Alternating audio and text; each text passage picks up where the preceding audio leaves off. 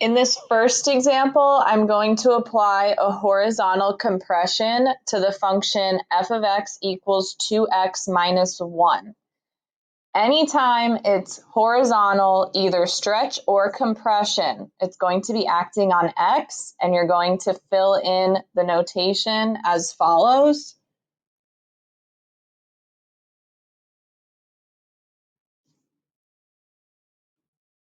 In another video, I used 1 over b. So in this case, b is 1/3. That's the horizontal compression factor. So now I'm going to replace that b with the 1/3 in the notation that I just wrote.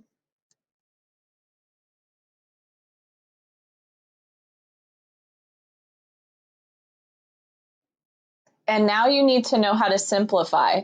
Whenever you have 1 over something, that is the reciprocal. So that's the short way that you can think of this. This is actually going to just simplify to 3x. I will demonstrate why that happens. This is really 1 divided by 1/3. And if you know your keep, change, flip, that becomes 1 times 3 over 1,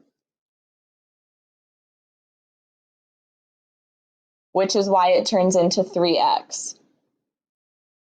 Now this notation, f of 3x, means that every x in the function f is becoming 3x.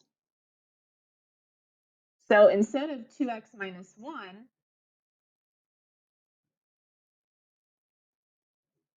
the x in there becomes 3x. So it's actually 2 times 3x minus 1. So it changes to 6x minus 1 when we apply that horizontal compression.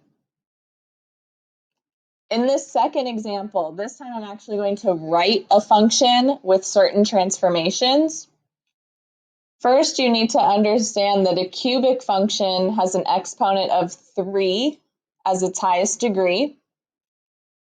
In this case, we have a vertical stretch of 5 and a vertical shift down 2. So you need to understand what these look like in a function.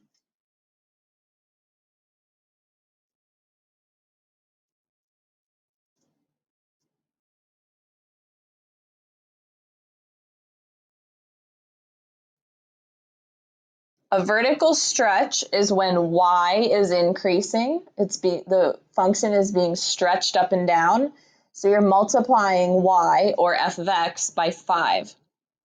When you shift a function down 2, all of your points are moving down 2. So you're going to subtract 2 from your function.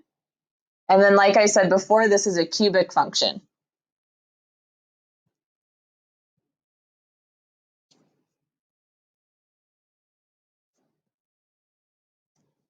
So just to explain again, x cubed means that this is a cubic function. You have the 5 multiplied in front, which is a vertical stretch. And then we finally shifted it down 2 by subtracting 2.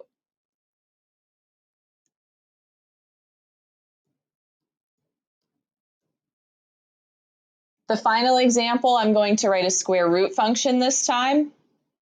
And this square root function is going to have a horizontal translation to the right 6.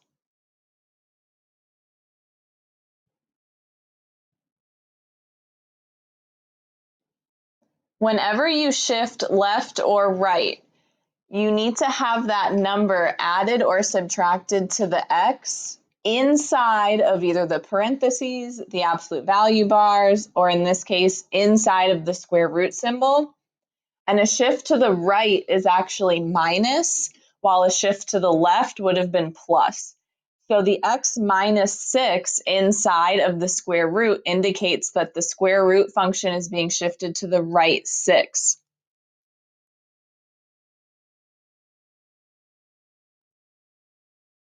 Just really quickly, what I just wrote would not be correct. This would be down 6.